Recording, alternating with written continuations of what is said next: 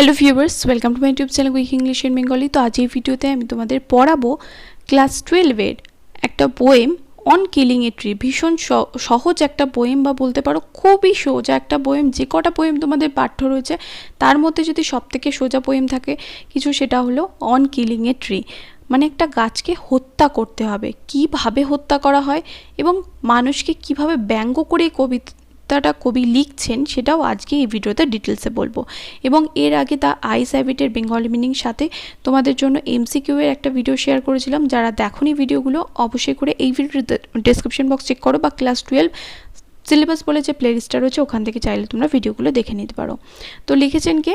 On killing a tree. এটা হচ্ছে give Patel, জিভ না, গিভ প্যাটেল। তো একটু অথরের সম্বন্ধে জেনে নেওয়া যাক, বা এখানে যিনি পোয়েট তার সম্বন্ধে জেনে নেওয়া যাক। যেহেতু এটা পোয়েট্রি তাই এখানে পোয়েট, এটা পোয়েটের সম্বন্ধে একটু জেনে নেওয়া যাক কি বলা হয়েছে। Give Patel is a renowned Indian poet, play right and painter. Give Patel ছিলেন একজন বিখ্যাত, রিনাউন্ড মানে বিখ্যাত, ফেমাস, বিখ্যাত ভারতীয় কবি, নাট্যকার এবং চিত্রকর। ইন হিজ পোয়েট্রি, তার কবিতাতে Patel uses a syncopated rhythm. He brings the flavor of everyday speech in his poetry. Some of his notable works are mirroring how do we withstand body. তার বিখ্যাত লেখাগুলির মধ্যে রয়েছে mirroring, how do you withstand body, এইগুলো হচ্ছে তার বিখ্যাত কাজগুলোর মধ্যে রয়েছে। The poem is about the harm done to the environment by human beings. মানুষের দ্বারা প্রকৃতিকে কিভাবে ক্ষতি করা হচ্ছে সেটা নিয়েই হচ্ছে এই কবিতাটা। তো এই কবিতাটার মূল বিষয়বস্তু হচ্ছে মানুষ কিভাবে প্রকৃতির ক্ষতি করছে। প্রকৃতির মানে হচ্ছে গাছ কেটে ফেলছে, গাছের কিভাবে ক্ষতি করছে সেটাই নিয়ে হচ্ছে এই কবিতাটা। In a voice of sarcasm, ব্যঙ্গাত্মক ভঙ্গিতে এখানে বলা হয়েছে। And irony, the poet speaks of man's violence and impatience towards nature. ব্যঙ্গাত্মক ভঙ্গিতে, মানে এখানে ব্যঙ্গাত্মক ভঙ্গিতে কি বলা হয়েছে? ব্যঙ্গাত্মক ভঙ্গিতে কবি বলেছেন যে একটা মানুষ, অফ ম্যানস ভায়োলেন্স মানে মানুষের নৃশংসতা এবং অধৈর্যতা যে প্রকৃতির প্রতি যে ফুটে উঠেছে সেটাই কিন্তু উনি এই কবিতাতে ব্যঙ্গাত্মকভাবে তুলে ধরেছেন এবং হাসির মাধ্যমে তুলে ধরেছেন।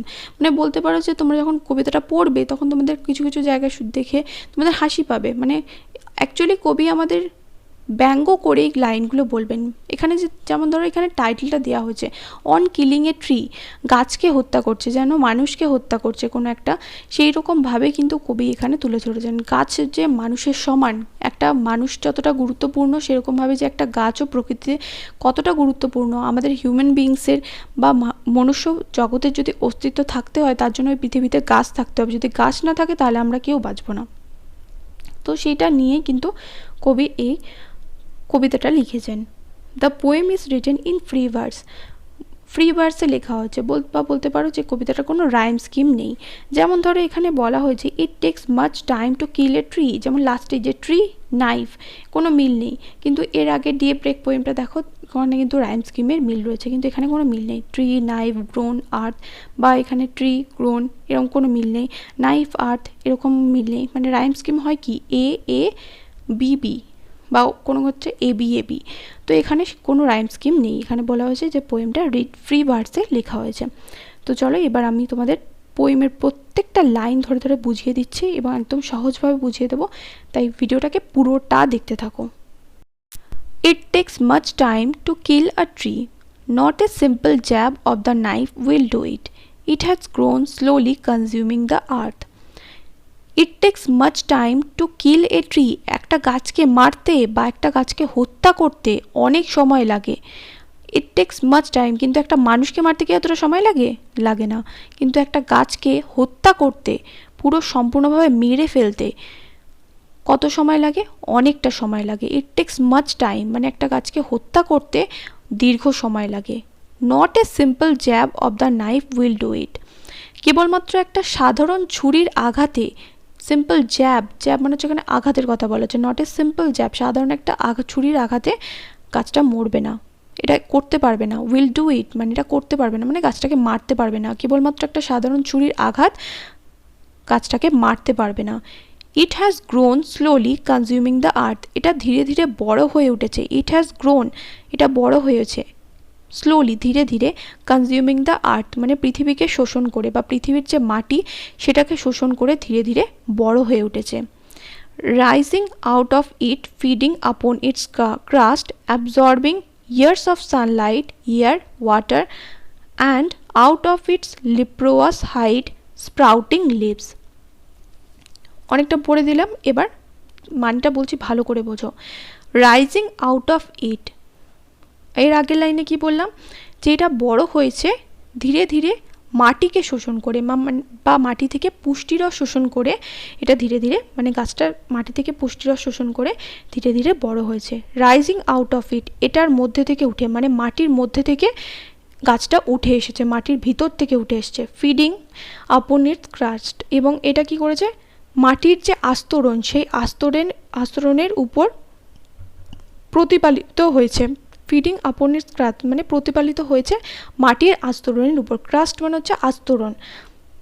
অ্যাবজর্বিং ইয়ার্স অফ সানলাইট, এবং শোষণ করেছে, অ্যাবজর্ব করা মানে হচ্ছে শোষণ করা। কি শোষণ করেছে? অ্যাবজর্বিং ইয়ার্স অফ সানলাইট, বছরের পর বছর ধরে সূর্যালোক, সূর্যের আলো শোষণ করেছে। এয়ার, বাতাস শোষণ করেছে। আর কি করেছে? ওয়াটার, জল শোষণ করেছে। And out of its leprous hide, leprous hide মানে হচ্ছে এখানে লিপ্রোয়াস মানে হচ্ছে কুষ্ঠরোগীকে বলা হয় লিপ্রোয়াস, মানে কুষ্ঠরোগীর গা খুবই খসখসে হয়ে যায়। বা যদি কোনো গাছ দেখো, আম গাছ কথা বিশেষ করে বলি, আম গাছের গাটা কীরকম হয়? খসখসে হয়। তো সেই রকম একটা গাছ কি করে, তার গাটা খসখসে হয়, তার জন্য এখানে লিপ্রোয়াস হাইড বলেছে কথাটা। And out of its leprous hide, এবং এর রুক্ষ ছালের মধ্যে দিয়ে, লিপ্রোয়াস বা খসখসে ছালের মধ্যে দিয়ে স্প্রাউটিং লিভস, স্প্রাউটিং লিভস মানে নতুন পাতা বেরোয় বা নতুন পাতা ওর মধ্যে লুকিয়ে থাকে। এর রুক্ষ ছালের মধ্যে বা খসখসে ছালের মধ্যে, গাছের খসখসে ছালের মধ্যে লুকিয়ে থাকে নতুন পাতা, যেটা কিনা পরে বেরোবে। সো হ্যাক অ্যান্ড চপ, তাই এটাকে ধরাধরি করে নিয়ে যাও এবং কেটে টুকরো টুকরো করে ফেলো। চপ মানে হচ্ছে কেটে টুকরো টুকরো করে ফেলা, আর হ্যাক মানে হচ্ছে ধরাধরি করে নিয়ে যাওয়া। তাই এটাকে ধরাধরি করে নিয়ে যাও এবং কেটে টুকরো টুকরো করে ফেলো। But this alone won't do it, কেউ শুধুমাত্র এটা করলেই মানে ধরাধরি করে নিয়ে গেলে কেটে টুকরো টুকরো করে দিলেই হবে না, শুধু এটা করলেই তাকে মারা যাবে না, মানে গাছটাকে মারা যাবে না। Not so much pain will do it, এই অসহ্য ব্যথা বা এই যে এতটা ব্যথা তুমি দিচ্ছ তাতেও কিন্তু গাছটা মরবে না।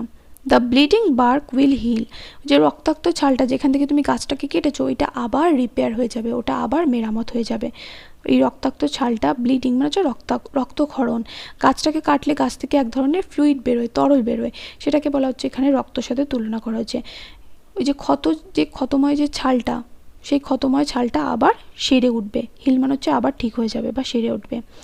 And from close to the ground, এবং মাটির কাছ থেকে, from close to the ground মানে হচ্ছে মাটির কাছ থেকে, উইল রাইজ কার্লড গ্রিন টুইগস, এবং আবার মাটির কাছ থেকে জন্মাবে কোঁকড়ানো, কার্লড মানে হচ্ছে কোঁকড়ানো সবুজ ডাল, টুইগস মানে হচ্ছে সবুজ ডালপালা।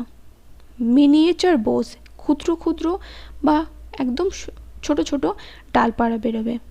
And if unchecked will expand again, এবং এটাকে যদি লক্ষ্য না করা হয় তাহলে এটা আবার আগের আকৃতি নেবে, মানে গাছটাকে যদি আর লক্ষ্য না করা হয়, যে জায়গা থেকে গাছটাকে কেটে নেওয়া হলো সেটাকে যদি আর লক্ষ্য না করা হয়, যদি ওইদিকে কেউ নজর না দেয়, তাহলে এটা আবার আগের আকারে নিয়ে নেবে, মানে আগের আকারে বিস্তৃত হয়ে যাবে। Will expand again two former size, মানে আগের আকারে আবার গাছটা বড় হয়ে ফিরে আসবে। নো, না, the root is to be pulled out, না এইভাবে হবে না। কি করতে হবে তাহলে? একদম মূলটাই তুলে ফেলতে হবে গাছের, না থাকবে শিকড়, না বাঁচবে গাছ, তাহলে কি করতে হবে? গাছের শিকড়টাকেই তুলে ফেলতে হবে।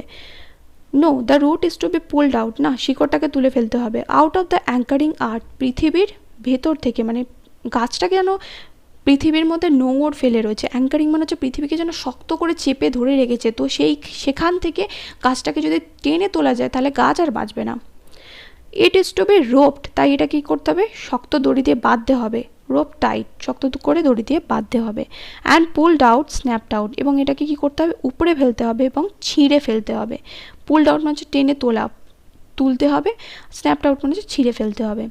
অর পুলড আউট এন্টায়ারলি, অথবা এটাকে পুরো মূল সমেত মাটি থেকে পুরোটা তুলতে হবে। Out of the earth cave, পৃথিবীর গহ্বর থেকে, মানে পৃথিবীর গহ্বর কেন বলা হয়েছে, কারণ গাছটা যে জায়গায় থাকে, যদি একটা গাছকে তুলে নেওয়া হয় দেখবে ওখানে একটা গুহার মতো সৃষ্টি হয়, যেন একটা গুহা মতো ছিল ওখানে, সেই রকম অবস্থা হয়, তার জন্য এখানে পৃথিবীর গহ্বর কথাটা বলা হয়েছে। And the strength of the tree exposed, যদি এরকমভাবে মূল থেকে তুলে নেওয়া হয় মূল সমেত, তাহলে গাছের যে শক্তি সেটা উন্মুক্ত হয়ে যাবে, সেটা বেরিয়ে পড়বে। স্ট্রেংথ মানে হচ্ছে শক্তি, এক্সপোজড মানে হচ্ছে উন্মুক্ত হওয়া বা বেরিয়ে পড়া। The source white and wet, source মানে হচ্ছে মূলটার কথা বলা হচ্ছে, উৎসটা কীরকম, গাছের উৎসটা কীরকম, সেটা হয় সাদা এবং ভেজা, যেহেতু মাটির তলায় থাকে তাই জন্য সূর্যালোক পৌঁছায় বলে সাদা, এবং জল শোষণ করতে থাকে বলে সবসময় ভেজা থাকে। The most sensitive hidden for years inside the earth, এবং এটাই হলো গাছের সবথেকে সংবেদনশীল অংশ, যেটা কিনা বছরের পর বছর ধরে মাটির নিচে বা পৃথিবীর নিচে লুকিয়েছিল। Then the matter of scorching এখানে রয়েছে scorching, then the matter of scorching and choking, তারপরে কি আসে স্কর্চিং, মানে এটাকে রোদ্দুরের মধ্যে ফেলে রাখতে হবে, এটাকে পোড়াতে হবে, স্কর্চিং যেটাকে বলে ঝলসানো, সেই ঝলসাতে হবে, অ্যান্ড চোকিং এবং এর শ্বাসরোধ করতে হবে। ইন দ্য এয়ার, কোথায় কীভাবে রোধ করবে, in the sun and air, সূর্যালোকের মধ্যে ফেলে রেখে এটাকে স্কর্চিং মানে ঝলসাতে হবে, এবং বাতাসের মধ্যে ফেলে রেখে একে শ্বাসরোধ করতে হবে, and air. Browning and hardening, এবং তারপরে এটা কী হয়ে যাবে, এটাকে বাদামি, যতক্ষণ না এটা বাদামি হয় এবং শক্ত হয় ততক্ষণ অবধি কাঠটাকে বা এই গাছটাকে রোদ্দুরের মধ্যে ফেলে রাখতে হবে। টুইস্টিং অ্যান্ড উইদারিং, তারপরে এগুলো কী করতে হবে, মোচড় দিতে হবে এবং শুকিয়ে ফেলতে হবে। দেন ইট ইজ ডান, তাহলেই এটা হয়ে যাবে, মানে তাহলেই কেল্লা ফতে গাছটাকে তুমি তাহলে মেরে ফেলবে।